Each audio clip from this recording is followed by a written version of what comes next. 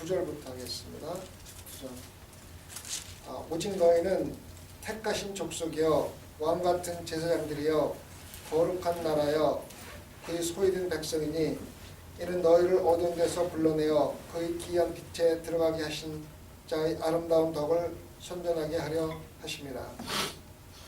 한 절 가운데 엄청나게 많은 게 들어있죠. 너희는 택하신 족속이여 왕같은 제사장들이여 거룩한 나라여 그의 소유된 백성이니. 이거 한 절만 가지고도 1시간 설교하고도 부족할 수가 있어요. 자, 먼저 오직 너희는 택하신 족속이여. 이 말은 무슨 뜻입니까? 너희는 택하신 족속이여. 택하신 족속이여. 이거는 이사야서 43장 20절에 보면은 똑같은 말이 나옵니다. 이사야는 이미 북이스라엘이 망하고 남유다가 망하기 전 얼마 전에 이사야가 예언을 한 겁니다. 예언을 하면 어떻게 예언하냐면은 너희가 하나님의 말을 듣지 않고 우상을 숭배하면은 너희도 곧 망할 거라고 예언을 합니다. 그래서 하나님 뜻대로 돌아오라고 굉장히 예언을 합니다. 그 다음에 그렇게 예언을 하고 나서 또 예언한 이스라엘 백성들에게 또 희망의 메시지를 줍니다. 희망의 메시지가 뭐냐면 이사야서 43장입니다.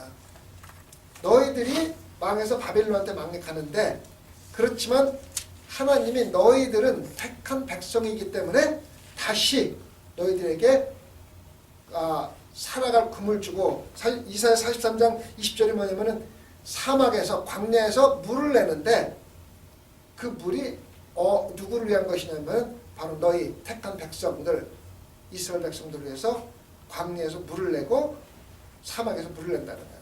광야에서 물을 내고 사막에서 물을 낸다는 뭐냐면은 너희들을 볼 적에는 아무 힘도 없고 꾸망도 없고 아무것도 없는 것 같은 가운데서도 하나님께서 일을 하시면은 물을 낼 수가 있다는 거예요. 이게 바로 이사야가 말하는 거예요. 우리가 신앙생활을 하면서 어떤 때는 우리한테 꿈이 전혀 없는 것 같이 사막 같은 삶을 살 때가 있어요. 광야 같은 삶을 살 때가 있어요. 근데 하나님께서는 광야 같은 삶이나 사막 같은 삶 속에서 물을 내는 게 바로 하나님이세요. 이게 하나님의 능력입니다. 그래서 이사야가 43장에서 이스라엘 백성들에게 얘기합니다. 너희들은 하나님을 경외하지 아니하고 우상을 숭배했기 때문에 반드시 망한다. 예언한 그대로 이스라엘은 망합니다. 바벨론한테 망해가지고 포로를 잡혀가고 70년 동안 노예 생활을 하는데 그 가운데서도 망하는 것을 예언하면서도 이사야는 그렇지만은 너희들은 하나님이 택해서 너희들에 준 사명이 있기 때문에 그 사명을 감당하게 하기 위해서 반드시 노예 생활에서 끄집어내서 노예 생활이 광야 같고 사막 같다 해서 꿈이 전혀 없다 할지라도 그것을 끌어내서 너희들에게 다시 사명을 맡길 것 갖다가 예언을 합니다. 그래서 이사야가 예언한 그대로 이루어집니다. 또 이사야가 또 뭐를 예언했습니까? 예수님의 탄생을 예언했잖아요. 예수님이 탄생을 예언하고 나서 500년, 600년, 700년 후에 예수님이 탄생했잖아요. 성경은 참 재밌어요. 그죠?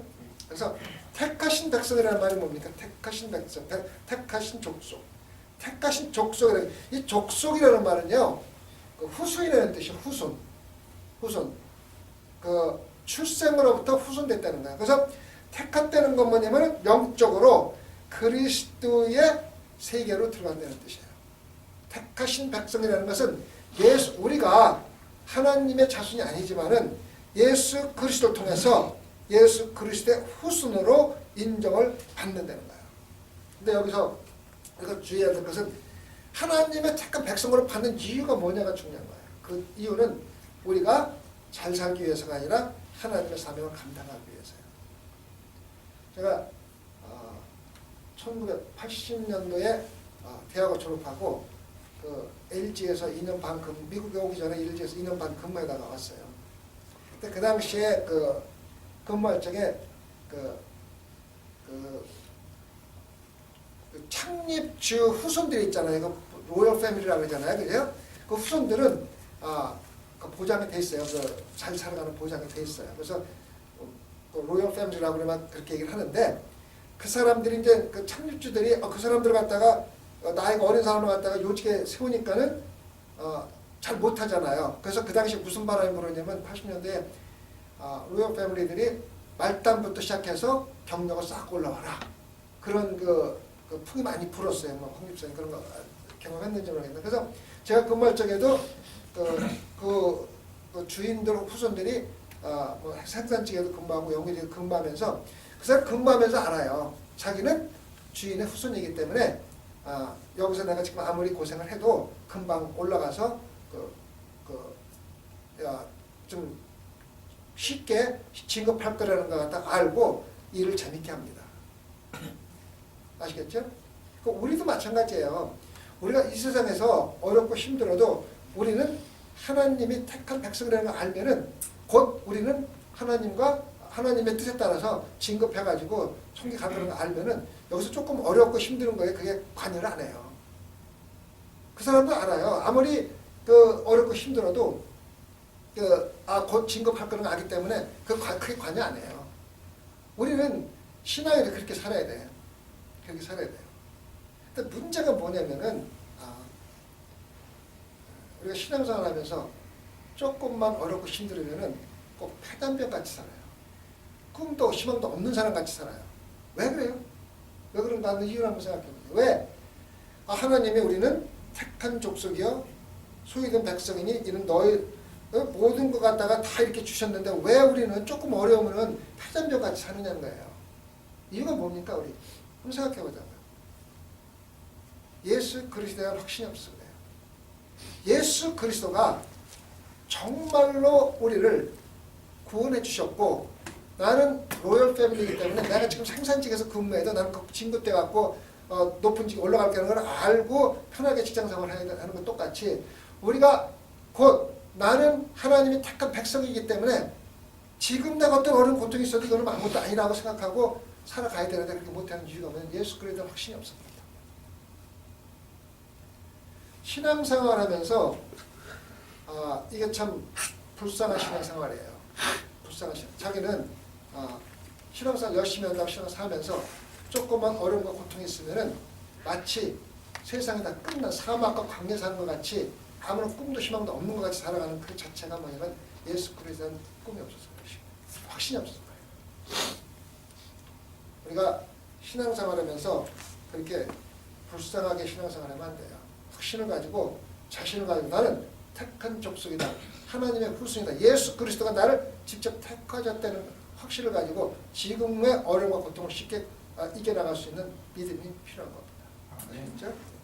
그 다음에 왕같은 제사장이라고 해서 왕같은 제사장. 왕같은 제사장이 뭡니까? 제사장의 역할이 뭡니까? 제사장이 뭡니까?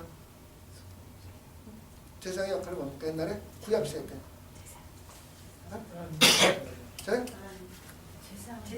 제사 지내는 거요. 제사를 왜 지냅니까? 속죄죠. 그래서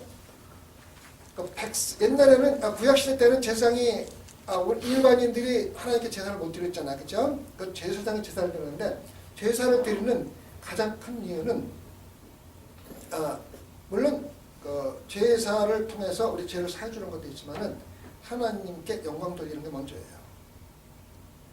그죠? 우리가 제사를 통해서 우리 예배 볼 적에 하나님께 영광 돌리는 게 제일 먼저잖아요. 그래서 구약시대도 물론 제사함을 통해서 뭐 화목제를 드리고 화제를 드리고 그래갖고 죄를 갖다가 다 회개했지만 그 하는 가운데서 드러나는 게 하나님의 영광이거든요. 그 속죄 그 언약궤 위에는 뭐가 있었어요? 그룹이라는 게 있어. 그 그룹이 뭔지 아세요? 그 하나님의 그 하나님이 존재되는 그 상징으로 갖다 해놓은 거거든요. 그래서 하나님이 계시기 때문에 속죄를 한 거거든요. 그래서 제사장의 역할을 하나님 영광을 돌리면서 그 다음에 가장 또 중요한 일이 뭐냐면 속죄를 하는 거예요. 죄인들의 죄를 하나님께 죄를 사해달라고 죄를 하는 거예요. 그래서 왕 같은 제사장이라는 뭐냐면 예수님이 누구 있었어요? 왕 중에 왕 그리고 제사장 단번에 자기를 들여서 우리를 죄를 사해 주신 제사장이잖아요. 그래서 왕이면서도 제사장이다. 그래서 우리도 왕 중에 왕이면서 예수 그리스도는 왕이면서 제사장입니다. 그래서 교회의 역할이 뭐냐면은 아직까지 제사함을 받지 못한 사람들을 하나님께 데려오는 게 우리 제사장 역할입니다. 그 말은 뭡니까? 전도하는 것이 바로 제사장의 역할입니다. 아시겠어요? 자, 다시 말씀드리겠습니다.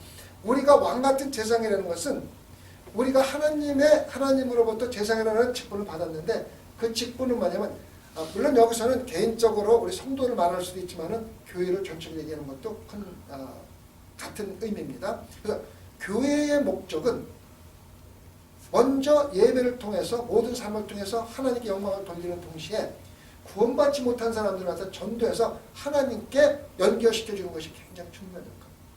그래서 교회의 역할 중에서 전도는 하나님 믿은 제사장의 역할이라고 보면 맞습니다. 아시겠죠? 그 다음에 거룩한 나라요. 거룩하다는 뜻이 뭡니까? 거룩하다는 뜻이. 거룩하다는 뜻이 뭡니까? 왜 거룩하다는 뜻을 몰라요? 거룩하게 산다고 매일 얘기하면서. 네? 깨끗하다. 또 거룩하다는 것은요, 특별히 구분했다는 얘기예요. 하나님이 우리의 삶을 특별히 구분했다는 거예요. 구분했다는 말은 세상적인 삶과 틀리는 삶을 살려는 거예요. 뭐 깨끗한 삶도 그게 거룩한 삶이지만은 그 깨끗한 삶이라든가 또 뭐 여러 가지 삶 중에서 그 살아가는 이유는 뭐냐면은 우리가 하나님 선택받은 자로서 세상들과 구분된 삶을 살아야 된다는 거예요. 그게 바로 거룩한 삶. 나라는 뜻은 교회라는 뜻이에요. 교회는 거룩해야 돼요. 거룩한데 구분된 교회가 돼야지 돼요. 근데 요즘 보면은 교회가 세상과 구분이 안 돼요. 똑같아요. 왜? 소위 말하는 교인 수를 늘리겠다. 좋게 말하면은 전도하겠다는 명목 안에서 전도를 하려면은 세상 사람들 다 똑같이 우리도 그 사람들과 살아야만이 그 사람들하고 쉽게 어울린다고 해가지고 세상과 똑같이 살려고 명목은 전도야. 그렇지만은 실질적으로는 세상 사람과 동화되는 삶을 살아야 돼요. 자, 전도를 하기 위해서 우리가 반드시 죄인들 틈에 들어가야 되는 건 사실이에요. 그런데 죄인들과 동화돼서는 안 되는 거예요. 자, 예수님이 누구하고 주로 시간을 많이 보냈습니까? 죄인들, 바리새인들, 죄인들, 또 불구자들, 가난한 자들과 같이 가서 먹고 마시고 했잖아요. 예수님이 그런 죄인들과 같이 먹고 마시면서 죄인들과 똑같이 동화가 됐어요? 아니면 구분된 삶을 그대로 사셨어요? 구분된 그 다음에 삶을 사시면서 그들을 자기의 편으로 끌어들였잖아요. 자기가 전도를 해가지고 예수 그리스도를 믿게 만들었잖아요. 우리가 똑같은 삶을 살아야 돼요. 우리가 세상에 나가야지 돼요. 그건 분명해요. 죄인들이 사는 세상에 나가야 돼요. 근데 문제는 뭐냐면 우리가 나가서 죄인들과 동화가 돼버리는 거야. 구분된 삶을 못 사는 거야.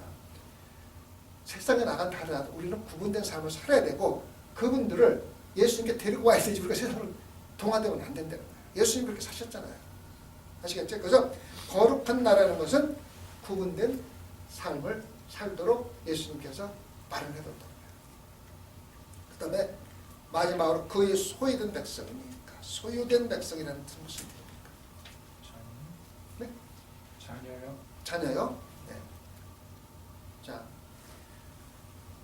우리 이장로님 집 가지고 있죠? 네. 소유하고 있죠? 네. 어떻게 소유했어요? 돈 주고 샀잖아요, 그죠? 맞아요, 돈 주고 산 거예요. 소유된 백성이라는 것은 우리가 예수 그리스도가 핏값을 주고 산 백성이라는 거예요. 소유가 되고 우리는 더 이상 우리 소유권은 우리한테 없다는 거예요. 누구한테 있어? 예수 그리스도한테 있는 거예요. 그래서 예수 그리스도가 소유하고 있는 이상은 우리 예수 그리스도 하고 싶은 다 할 수 있는 거예요. 죽일 수도 있고 살릴 수도 있고 팔 수도 있고 살 수도 있는 거예요. 그게 소유라는 뜻이 소유물이라는 뜻이에요. 그런데 문제는 뭐냐면 우리가 마치 다 내 것인 양 살아가잖아요. 그죠? 말로는 쉽게 얘기해요. 내게 다 하나님 것이고 뭐 블라블라블라 막 얘기하는데 실질적으로 그렇게 안 해요. 문제가 뭐냐면 아까 얘기했지만 아직까지도 하나님에 대한 확신이 없습니다. 세상적인 소유물에 대해서 제가 조금 말씀을 드리면은 세상적인 소유물은요, 내가 죽기 전에 쓰지 않은 것들은 다 내 게 아니에요. 물론 후손들한테 주어질 수도 있지만 후손은 후손이 나는 나예요. 그래서 내가 죽기 전에 다 쓰고 죽은 돈만 내 거고 나머지는 다 남을 거예요. 남을 거. 요즘에 은퇴하신 분들하고 제가 얘기를 하면은 은퇴하신 분들이 걱정하는 가장 큰 걱정 중에 하나가 뭐냐면 돈을 자꾸 까먹는다는 거예요. 연금 받아서 부족하니까는 뭐 하는 것들을 까먹고 쓰잖아요. 그죠? 근데 우리가 열심히 일하고 연금을 모으는 걸 이렇게 까먹으려고 쓰는 거거든, 실질적으로요. 맞잖아요. 그죠? 근데 그걸 걱정하면서 사는 거예요. 그러니까는 죽을 때까지 돈 걱정하다 살다 죽는 거예요. 안 그래요? 자, 우리가 수소수기를 붓는데 수소수기로만 타가지고는 삶이 충분하지 않아요. 실질적으로 충분하지 않다고. 가난한 삶을 살아야 돼요. 그래서 우리가 또 따로 401k니 이렇게 연금을 해가지고 그 모은 돈으로 우리가 부족한 거 계속 메꿔가면서 살다가 죽을 때 남는 거는 사실은 집 한 채 있든가 아니면 없어야 다 맞는 거예요. 그게 우리 이 세상에서 만들어준 구조예요. 근데 은퇴한 사람들이 목사님 요즘에 맨날 돈 까먹고 써요. 집사님 그렇게 살아야 되는 거예요. 그렇게 사는 게 사회의 원칙이에요. 그랬더니 그래도요. 그래 걱정해요. 걱정할 거 없어요. 까먹고 사는 게 원칙이고 죽을 때 되면 아무것도 없는 게 가장 재물을 잘 관리하는 거예요. 근데 그렇게 하지 못하는 이유가 뭐냐면 아직도 세상적인 욕심이 있어요. 제가 신앙생활하면서 한 가지 원칙이 있어요. 원칙이 있는데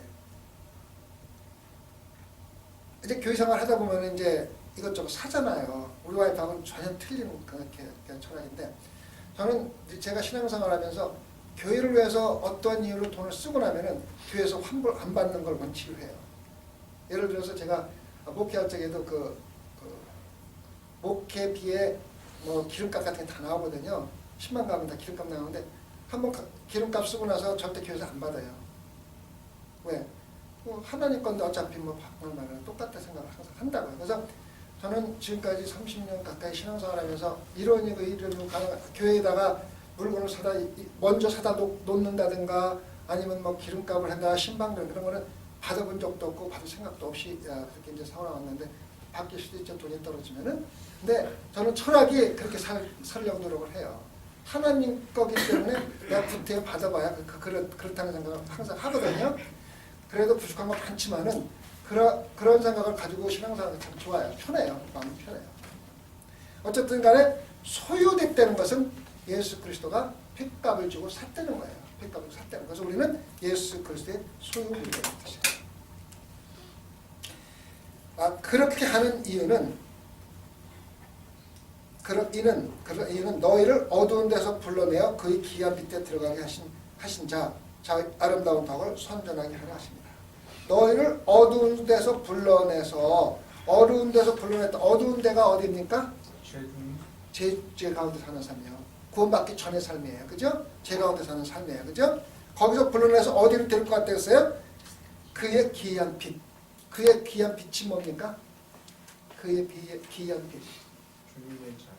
주님의 자녀. 또. 이 말은 그는 누구입니까? 예수 그리스도입니다. 귀한 빛은 뭐냐면 예수 그리스도의 영적인 세계입니다. 영적인 세계. 귀한 빛에 들어갔다는 것은 우리가 암흑 가운데 있다가 마침내 예수 그리스도의 구원의 빛, 영적인 세계에 들어갔다는 거예요. 제가 내일 설교를 하겠지만은 우리가 신앙적인 생활하는 것은요, 두 가지 세계가 있어요. 하나는 육의 세계가 있고 하나는 영의 세계가 있는데 우리는 반드시 영의 세계에 들어가야만이 구원의 확신입니다. 자, 보십시오. 니고데모가 내일 성경 말씀에 다 읽으셨죠? 뭐라 그랬습니까? 예수님한테 가서 구원을 받기 위해서 어떻게 합니까? 물을 적에 예수님 뭐라 그래요? 거듭나야 된다. 그죠? 거듭나야 된다. 거듭난다는 뜻이 뭡니까? 니고데모가 뭐라 그러니 거듭나야 된다는 게 니고데모가 뭐라 그러니까 아 어떻게 나이 먹은 내가 어머니 뱃속에 다시 들어갔다 또 나오니까 얘기를 하잖아요. 자, 니고데모의 생각은 뭡니까? 육적인 생각입니다. 예수님이 말씀 물어보시는 의미는 뭡니까? 영적인 뜻입니다. 그래서 영적인 세계와 육적인 세계는 대화가 안 되는 거예요. 대화가 될 수가 없어요. 왜? 다른 나라에 살고 있기 때문에, 두 개 다른 세상에 살고 있기 때문에. 내가 설명은 더 자세히 드리겠는데, 그래서 우리가 신앙생활에서 구원의 확신이 있으려면 반드시 예수 그리스도의 영적인 세계에 들어가야만 합니다. 그게 바로 성령이 내 안에 살아있어야만 합니다. 아시겠죠? 그게 없으면은, 아까도 얘기했지만은, 우리가 왕 같은 제사장이요, 택하신 족속이요, 거룩한 나라, 소유된 백성인 줄 알면서도 패전병 같게 사는 거예요. 조금만 어려우면은 세상 걱정 다 하며 사는 거예요. 그 왜? 아직까지 예수 그리스도의 영적인 그의 귀한 빛에 들어가지 못했기 때문에. 이 말은 뭐냐면 아직까지 구원의 확신이 없다는 거예요. 구원에 받았다는 확신이 없으면은 구원받은 확신을 갖지 못하고 살아가면은 항상 조금만 어렵고 걱정거리가 생기면은 정말로 팔년병 같이 사는 거예요. 좀 불쌍한 거예요. 그래서 우리는 반드시 예수 그리스도의 귀한 빛에 들어가야만 합니다. 그렇게 하면은 어떻게 되냐면은 아름다운 덕을 선전하게 하려 한다. 아름다운 덕은 뭡니까?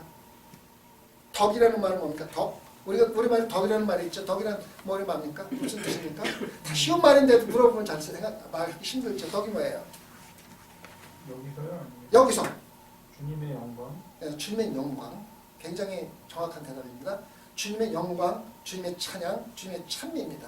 그래서 아름다운 덕이라는 말은 예수 그리스도의 그 특성들, 예수 그리스도가 누구인가를 갖다가 찬양하고 경배하면서 그걸 갖다가 다른 사람들에게 알려주는 거예요. 아시겠죠?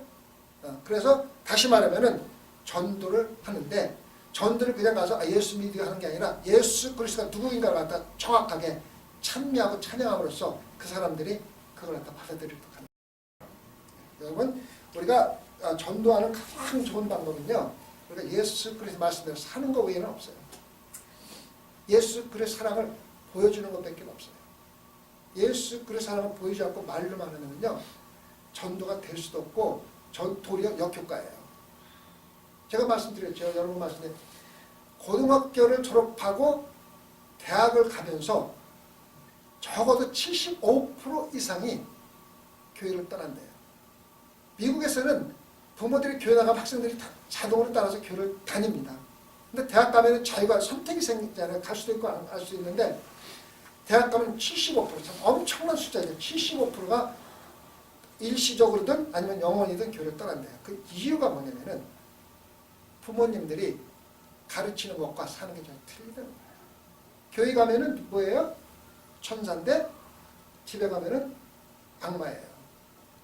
재밌는 얘기 하나 해드릴게요. 계획이 없었던 얘기인데 유명한 부흥의 강사님이 정말 유명해요. 막 가는 곳마다 그냥 설교를 얼마나 잘하는지 그 사람 설교 들으면 진짜 홀딱 반할 정도로 그 설교를 그렇게 잘하시는 분이 있었대요. 근데 들으셨어요? 이게 아세요? 그런데 하루는 이제 교회에 초청받아갖고 가서 설교를 막 하는데 와이프가 이불자를 들고 강단에 올라서 깔고 눕더래요. 누우면서 하는 얘기가 나는 지옥에 사는 것보다는 천국에 살고 싶다고. 집에서는 지옥이고 설교는 천국같이 하니까 나는 여기 강단에서 목사님하고 천국같이 살고 싶다고 와서 둘 눕더래요. 무슨 얘기인지 아세요? 모르세요? 전혀 이해가 안 가세요? 알아요? 그래서 여러분들이 전도할 적에 전도만 하면 말로 전도하면 안 된다는 거예요. 삶으로 전도해야지. 그래서 많은 사람들이 아이들 앞에서는 아이들한테 막 그냥 야단치고 부부들 싸우고 남욕하고 이렇게 집에 가서 하면서 교회 가서는 천사같이 살으니까 아이들은 순수하잖아요. 그러니까 기독교는 가식이다. 이렇게 머리에 박히는 거예요. 그래서 집에 있을 적에는 헐수피 따라다니지만 나가면은 다 떠나는 거예요. 75%면 엄청난 거 아니에요. 그렇죠? 그러니까 여러분 전도는 말로 하는 게 아니라 삶으로 하는 거라는 걸 갖다가 아시기 바랍니다. 다음에 10절에 너희가 전에는 백성이 아니더니 이제는 하나님의 백성이요 전에는 궁유를 얻지 못하더니 이제는 궁유를 얻은 자니라. 이 말은 뭐냐면은 너희가 전에는 백성이 아니더니 이제는 하나님의 백성이요. 이 말은 뭐냐면은 우리가 영적인 변화를 얘기해 줘요. 옛날에는 육적으로 살았는데 이제는 하나님의 백성으로 살아가는 영적으로 살아가는 거예요. 이제는 영적으로 살아간다. 그런데 그것이 어떻게 생긴 거냐? 그것이 우리가 열심히 해서가 아니라 하나님의 긍휼 때문에 그렇다는 거예요. 하나님이 우리를 긍휼하게 여기기 때문에 그렇다. 긍휼이 뭐라 그랬지 지난번에? 긍휼은 단순히 우리가 불쌍히 여기는 게 아니고 불쌍히 여기는데 그 불쌍한 이유가 뭔지를 알아서 그 이유를 해결해 주는 것까지가 바로 긍휼입니다. 그래서 하나님은 우리가 암흑에서 암흑 속에서 사는 걸 갖다가 그냥 보고 참 안 됐다. 저 사람 너희도 참 암흑에서 사니까 불쌍하다 안 됐다고 그런 차원이 아니라 암흑에서 건져내는 것까지 해주는 게 바로 긍휼입니다. 동정이 아닙니다. 아시겠죠? 그래서 하나님의 긍휼로 우리가 하나님의 자녀가 된 것이고 하나님의 택한 족속이 된 것이고 왕같은 제사장이 된 거고 거룩한 백성이 된 것이고 그 다음에 소유된 백성이 된 것이기 때문에 우리는 거기에 대해서 크레딧을 받을 줄 하나도 없기 때문에 하나님께 모든 것을 영광을 돌려야 된다는 뜻이에요. 아시겠어요? 그래서 우리가 하나님의 백성이 된 것은 우리가 잘나서가 아니라 하나님이 우리를 긍휼히 암흑 속에 사는 그 모습이 너무너무 불쌍해서 긍휼해서 건져내서 우리에게 빛이신 예수 그리스도 안에 거하게 하신 겁니다. 기도하십시오. 하나님 아버지, 우리는 하나님의 자녀입니다. 하나님께서 우리를 특별히 선택해서 제사장의 직분까지도 맡겨준 귀한 백성들입니다. 그러나 우리들은 백성답게 살아가지 못하고 하나님의 택한 백성답게 살아가지 못할 때가 너무 많이 있습니다. 주님, 이 시간 저희들에게 우리가 하나님의 백성이라는 확신을 가질 수 있게 도와주셨고 그로 인하여 이제부터는 우리가 잠시 사는 이 세상에서 정말로 폐단병같이 살지 아니하고 백성, 왕같은 사람으로 살아갈 수 있도록 인도하여 주시옵소서. 감사하며 우리 예수 그리스도 받들어 기도드렸습니다.